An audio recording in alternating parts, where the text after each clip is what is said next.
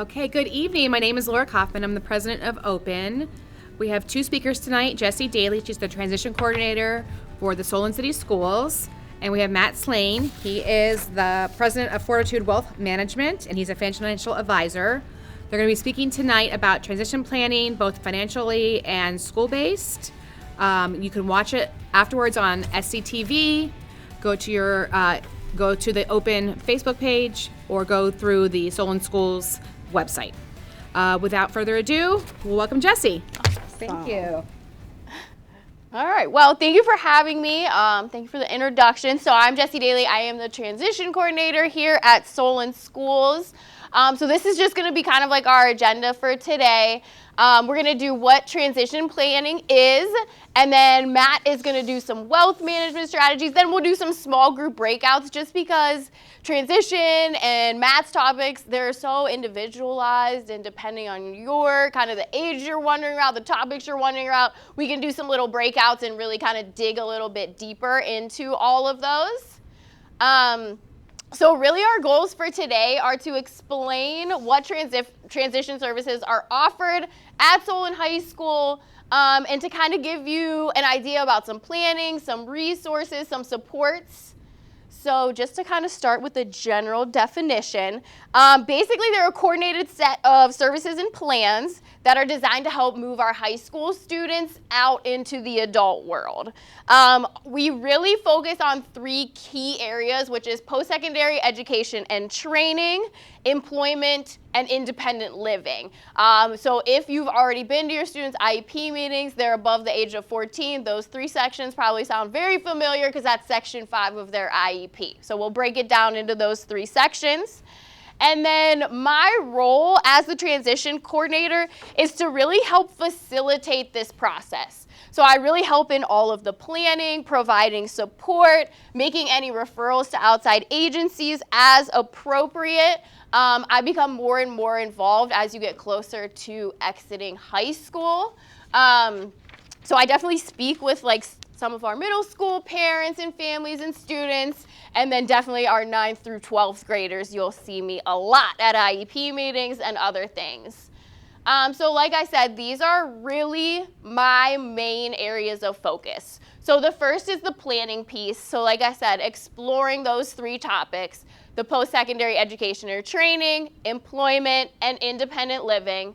I also will help provide transition services inside the school. So that could range from doing some career exploration, it could be doing job training and work experiences, independent living skills development. So I will push into the classrooms at times during intervention times. We run a vocational training program at the high school. We just started a pre-apprenticeship program. We have a work-study program. So there's lots of different options for your student and kind of to work with me, and we can kind of get them on the path that they're going. And then another big thing that I do is any referrals to adult services or agencies. So collaborating with the County Board of Developmental Disabilities or Opportunities for Ohioans with Disabilities are two very big agencies that really help with our transition planning and services. They work with both our school-age students, but they can carry on after students exit high school. So it's always good to bring them to the table. So like we said, transition planning formally starts at the age of 14. So by the age of 14, your student should have a transition plan on their IEP. So you'll see section 5 pop on, and that's when we start talking about their education training, employment, independent living. And a really big focus of mine is kind of creating those multi-agency planning teams. So that would include teachers, counselors, transition coordinator, related services, and any outside agencies. It's really, really important as we think about transition and adding those transition plans onto the IEP that all of those stakeholders are at the table for those IEP meetings, because it really helps us plan, develop common goals, talk about what services and support all of us offer, and to kind of come up with this nice cohesive plan. So that's really what's important. So as far as whose role and responsibility, it can get a little confusing. So I just kind of broke it down a little bit. The student it's so important for them to participate in their IEP meetings. At the age of 14, they actually become a required member of the IEP team. So if your student isn't at the table yet at their IEP meetings, I would highly encourage them to be there, because soon they will have to be there. It can be uncomfortable, it can be a little bit intimidating, but it's so important for them to be there, to put their perspective in, to start talking about their goals. What do they like? What do they not like? To understand the planning that's going behind it, why we're doing certain things. The family, we always need your input too. It's always interesting. I'll usually have like students do a survey, and I'll have a family do a survey. Sometimes they're very different, okay? So it's always fun to see kind of like what your student is thinking, what you're thinking, what you feel like their strengths are, what they feel like their strengths are. Sometimes they'll say they're really organized, and then mom will giggle and be like, oh, so the room's a mess? Okay, and then we'll kind of have to work through that. I'm there for facilitation, supports, and monitoring. The external agencies during school are really just there for planning. They might be able to plug in a little bit here and there. So today I really didn't want to present a bunch of stuff that you could just Google on your own. So I kind of wanted to talk about some of the things that we're seeing through this process. So some of the barriers that we're seeing for our students transitioning is a lack of being able to advocate for themselves. So that's why it's so important for them to really start becoming a part of the process as they enter the adult world, whether that be college, the workforce, a day program. Their ability to advocate for themselves becomes paramount. So they don't have those intervention specialists anymore. They don't have those aides anymore. It's them. And so instilling those in our students and in your children is going to be of the utmost importance to make sure that they're successful as they transition out. Vocational and independent living skills. So that's something that we obviously definitely work on in the school, but anything you see that can help facilitate and support those skills in the home or extra in the summertime is going to be super, super important. Complex service systems. I can't change that. I will help, but just kind of, it's like really trying to prepare students and families. I like the analogy that like school is like an all-inclusive resort. You get to come and we give you everything. You get support services, you get food, you get academics, you get social, like everything is there for you. After school, it's a lot more siloed, and this agency does this, and that agency does that, and this provider does this. So it's very much like it's a more complex process. So it's just really preparing our families and our students to kind of navigate that world.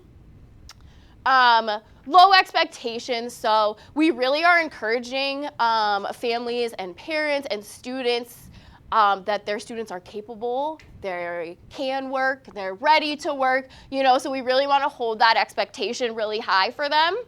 And then benefits is always a conversation that we have too. Benefits, they're secure, they're predictable, they're there. Wages, it's a little bit riskier, okay? But again, we want to have those high expectations for our students. And this stopped working. And we just want to make sure that, they have the opportunity to work, because we know that employment offers us so many different possibilities of growth. So in order to really overcome those barriers as a school, we've started early and comprehensive transition planning. So in the nation, it's actually required that you start at the age of 16. Ohio has made it 14 purposefully, intentionally, because we think that's how important it is to start early.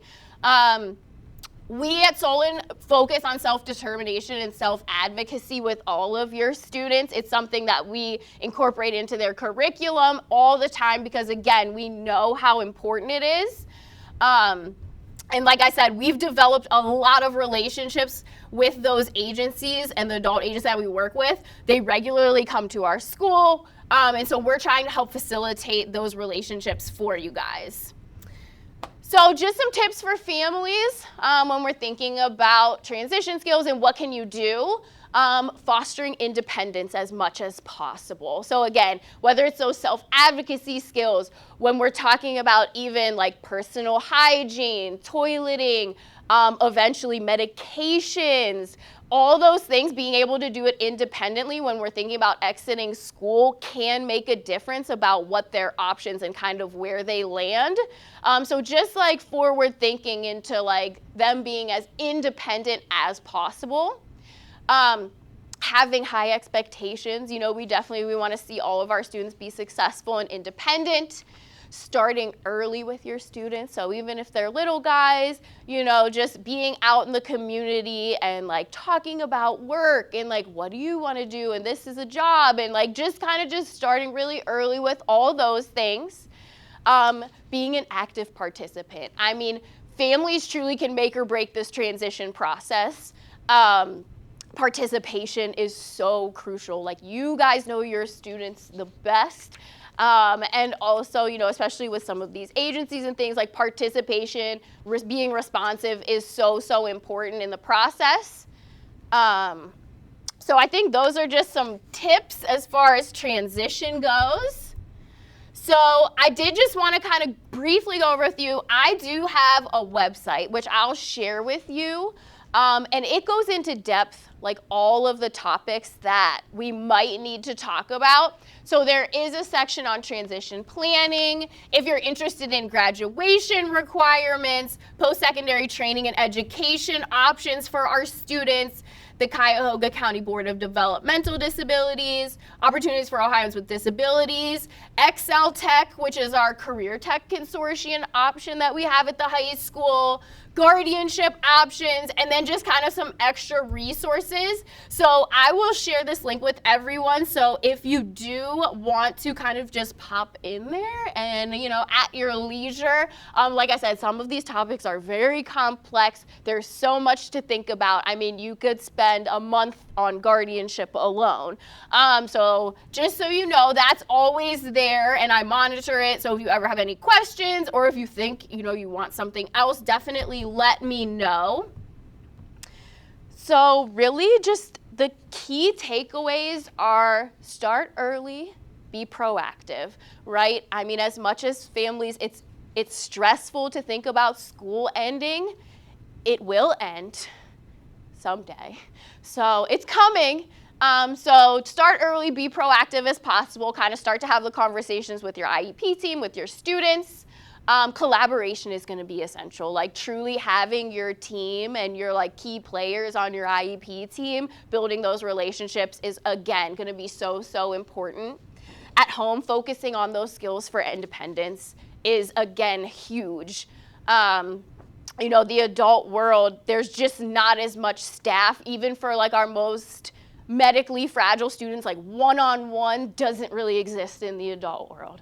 And so like even as a school, like if your IEP team is like suggesting like, let's fade back a little bit, like it's scary, but it's necessary. Like it's necessary, it's truly just trying to prepare them for what is to come, okay? So it's just better to do that in the safe, secure environment of school than for us to toss them out to the adult world and they're not ready, okay? Leveraging available resources. I mean, we will go over some of those today, what's available to you. There's so much in Cuyahoga County. We are very lucky where we live right here. There's so much right here in Solon, so definitely leveraging those, taking advantage of those, encouraging your student to be involved, having their buy-in, as you know, is huge. So having them at the meetings, having them really start thinking about this process, creating goals for themselves is so important. And then really the financial planning piece could be a critical component too. And so that really leads us to our second presenter, who is our wealth management guy. I'm going to pass you the mic. That's the official title, wealth management guy. Yeah. By the way. That's what it says on his business card. Yeah. Okay. Thank you so much. Thank you so much for having me, everybody. My name is Matt Slane. I am the president of Fortitude Wealth Management. I'm a financial advisor over in the Beechwood area. I do a lot of work with business owners, young families, and probably over 90% of my business comes from referrals, which is how I found myself here today. Years ago, I was referred to a family who at the time had a 16-year-old who had severe special needs. And I remember going to their house. This is when I used to go to people's houses. And within the first few minutes, I realized I had no idea what they were talking about. Like, no idea what they were talking about. Stable accounts and I mean, I couldn't believe how blown away I was, how little I knew. And luckily, I was bright enough, just bright enough, to realize I better get myself educated to try to help these people, because even if my intentions are good, not understanding how this stuff works would really be more detrimental than helpful. So that's exactly what I did. I went to conferences all over the country. I'm part of several national study groups. And from there, I became a valued part of special needs planning. So it's become a very, very significant part of my practice. I give workshops like this. This is going to be a brief one, guys, don't worry. But I give workshops like this all over Northeast Ohio, some national workshops at different school districts and nonprofit organizations. I was on the board at Milestones until they just disbanded. So this has become probably the most favorite part of my practice because the impact that can be made is immediate. I'm not a patient person, so it's fun to be able to make an immediate impact. So today, my goal is to give you guys some good information. If you haven't started this process yet, haven't gone through this kind of planning, this will arm you to hopefully make better decisions. If you have, hopefully this validates what you're currently doing and gives you some peace of mind. All right, when people ask me what I do for a living, if you tell some of your financial advisor, it might be one of those boring things to tell somebody. So I always joke around and say I'm a zookeeper, because in every meeting I'm ever in, there's an elephant in the room. And this is the elephant in the room when I'm talking to families that love them with special needs. And the way I look at it, there's two things you can do. You can do nothing, kind of wait to see what happens, or you can be proactive. I'm always going to encourage you, and even throughout this whole entire presentation, I'm always going to shift towards being proactive than being reactive. There are so many things here, obviously, to go over. We're not going to go over all of them. Listen, you guys know about taxes. We're not going to talk about taxes. The idea of making sure that things are equal for my child with special needs and maybe a sibling, obviously it's important, something that I typically talk about at bigger presentations or more time that I have to present. Has anybody heard the term three-person retirement before, by the way? No? We're going to talk about that. That's an important one. But ultimately it comes down to, and the reason we're here, is to make sure that your loved one has the quality of life that you want them to have. Like, that's it. Like, I didn't spend, 45 minutes studying spelling words with my second grader yesterday because I want to do it. It's because I want him to do well so he can have the future and the flexibility to do whatever he wants. When you have a child with special needs, that flexibility is a lot of the time determined on what we do as far as planning. And by the way, full disclosure, I don't have any children with special needs. I have 3 typical children, so I've never walked a mile in any of your shoes. I never pretend to. So you haven't planned or you have planned, like most of the time it's not done officially. And if it hasn't, here's some of the reasons that maybe we haven't done this right or haven't gotten this going yet. I don't know how many of you, whether again, if you plan or not, you don't have to volunteer or anything, but if you have all your advisors been in the same room together to talk about what's going on? Other people that are advising you, do they know you have a child with special needs? I can't tell you how often that happens where somebody comes to me and they have a plan set up, and I'm like, well, wait a second, does your accountant not know you have a child with special needs? Like, there's a communication part of it that's our responsibility as a parent to make sure the people that are helping you know. Probably the most important one that I'm going to harp on a lot is to make sure that whoever you're working with is a specialist. There's a lot of dabblers out there. I was one of them, okay? Almost one of them. I stopped myself. We're going to figure out how to make sure whoever we're working with is actually a specialist, okay? The big one that I hear all the time, and obviously, is procrastinating. Like, I'll do it later. My kid's young. I don't have to worry about it. And you might be right. Because everything that I'm going to tell you, everything anybody has to tell you when it comes to the estate side planning of things or the financial planning side of things, nothing has to be done until the day before you're not here. So if you live to be 100 years old, you can wait up to that 100th year and start making your plan and everything will be okay. Unfortunately, no one knows when that's going to be. And again, I'm not going to go back on my word and say being reactive is better than being proactive. Special needs planning is different than typical planning. It just is. There's a lot of different rules. There's a lot of different things to consider, different conversations that need to be had. It's important for all of us to recognize that there is a difference. And oftentimes that's not the case. I'll tell you a quick story. When I first started working with families with loved ones with special needs, I knew that I needed an attorney to work with as far as helping facilitate some of the things we talked about. At the time, I did a lot of work with an attorney at a big law firm downtown who was an estate planning attorney. I remember sitting down and having coffee with him, and by the way, great guy, and I explained to him, like, listen, I'm doing a lot of work with families with loved ones with special needs. Is this something that you can help me with? And I remember, like it was yesterday, and I tell the story all the time. His response back to me is, Matt, I'm from a big firm, we'll figure it out. You don't want to be anybody's guinea pig. No matter who you work with, we want to make sure that they know what they're doing, and this is what they do all the time. So how do we figure out, like, what are some tests we can give people to make sure if we're in that meeting that we're actually working with somebody who is a specialist, not a dabbler? And no offense to Jesse, this is the most important slide you're going to see. It has nothing to do with me at all. This is the most important slide you see, and if you're watching this here or watching this at home or wherever, this is the North Star when it comes to financial planning for loved ones with special needs, is the $2,000 limit. What that means is your loved ones with special needs cannot have more than $2,000 in their name as far as accountable asset goes. If that happens, they could lose government benefits. So all planning, everything we do, really, this is what guides us. So if you're in a meeting with somebody and starting to go through this process, this plan, and they don't bring up the $2,000 limit within the first 5 minutes, we can almost guarantee they're a dabbler and not somebody who does this every day. Because this is the first thing you need to ask somebody is, okay, you have these accounts, how are they titled? Who are they titled to? Pretty easy to pick up, pretty easy to figure out. The second thing, and this is a little bit deeper, so this is some inside information, okay? Beneficiary designations, okay? So what does that mean? Most of the time, when we have a job or whatever, maybe we have a retirement plan, a 401k, or we have life insurance through work, as far as choosing beneficiaries, what do we typically do? We typically make our spouse the primary beneficiary, and because we're so excited about the job, we make our kids the contingent beneficiary. That's what typically happens. That's what I typically see. But now we know this rule, right? So let's just say one of the children has special needs, okay? So now we have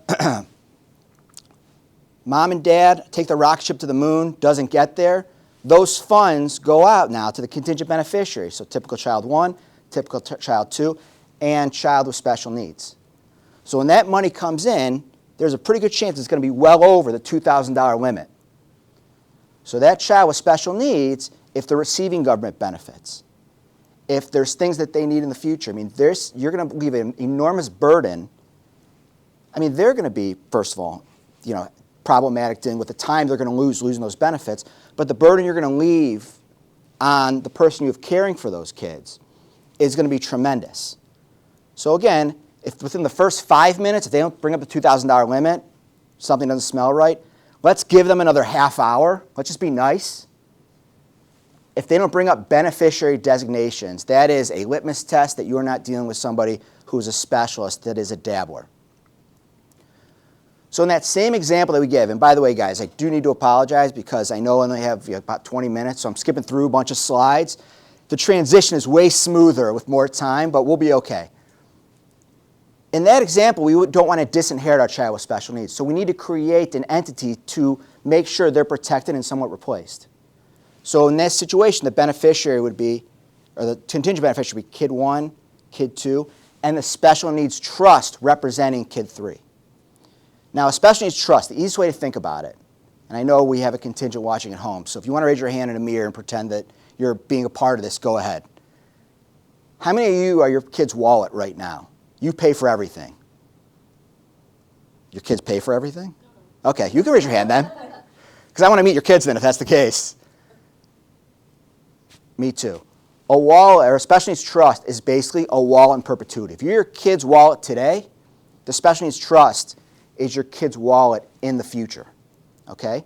So it's going to help define what the quality of life you want them to have because you're going to draw up the trust and make instructions what you want to do, and we're going to fund it with money to, again, guarantee the quality of life that you want them to have. I'm not going to get in the major part of the legal part of it, but it's on the slide. There's two different real big types of trust, third party and first party.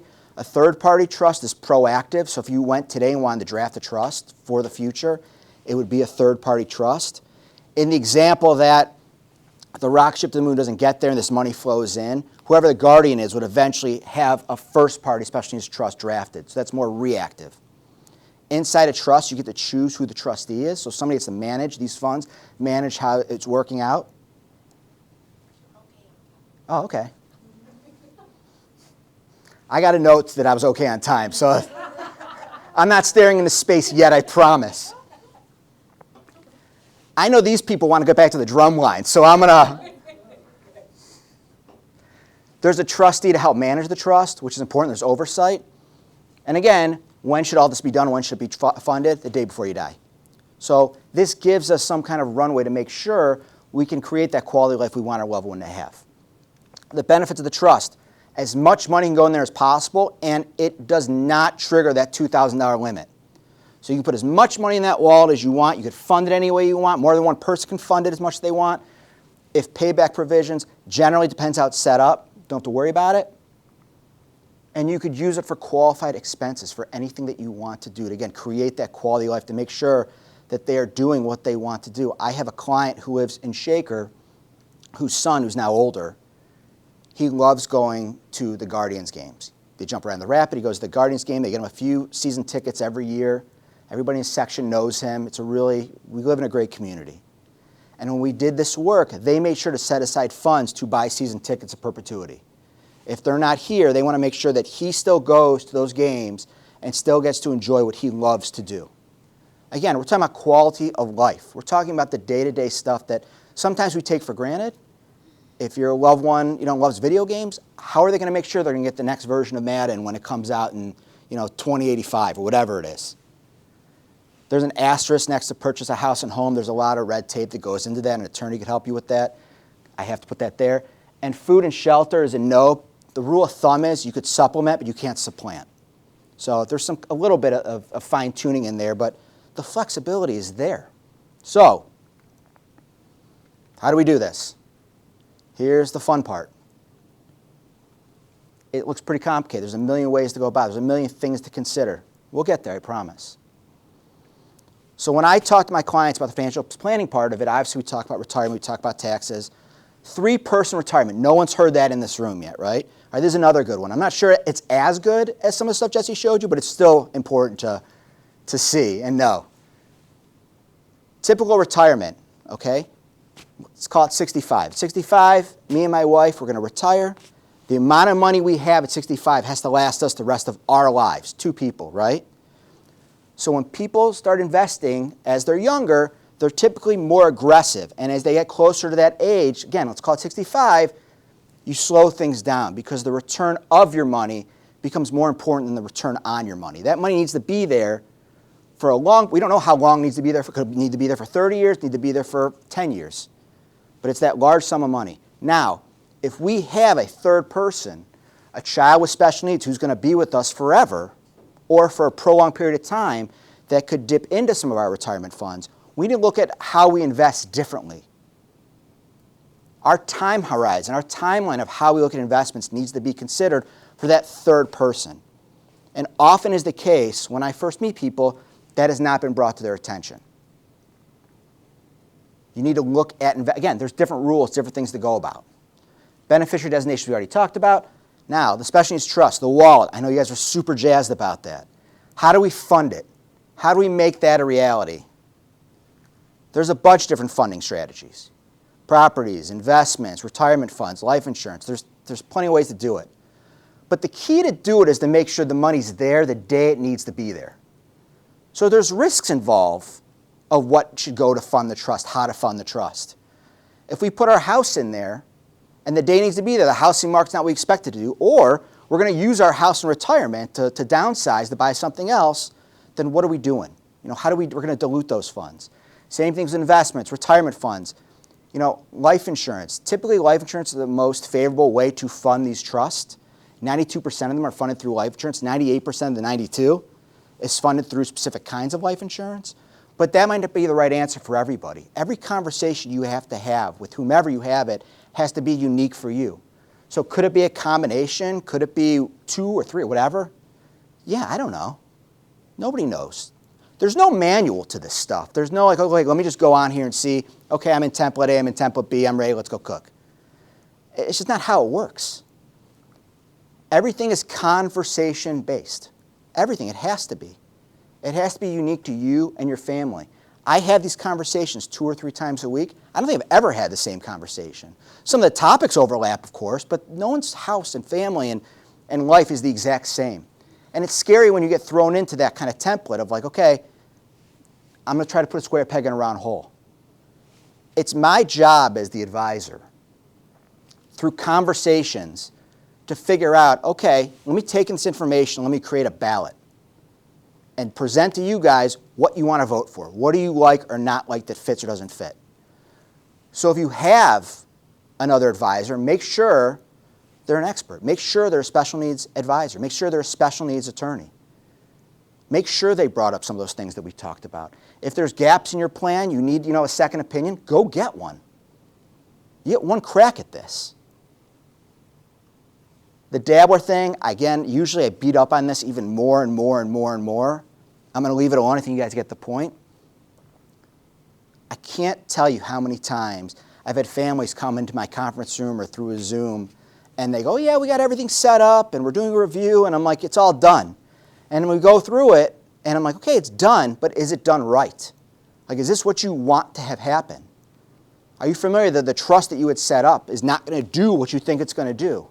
Or the way that it's funded is not reliable? Or whatever the case may be. There's a big difference between done and done right.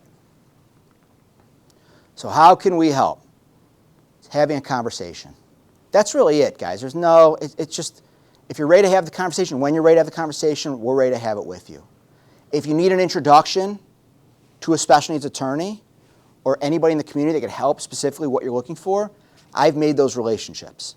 And I want them to be part of the conversation at the table. So if you need an introduction, I'm happy to make it for you. Because ultimately, guys, it's up to you what you want to do. Like, that's it. I mean, you're obviously here today, you're watching at home, so this matters. It's what you do with this information that's really going to make sure that it's of value. So this is my information.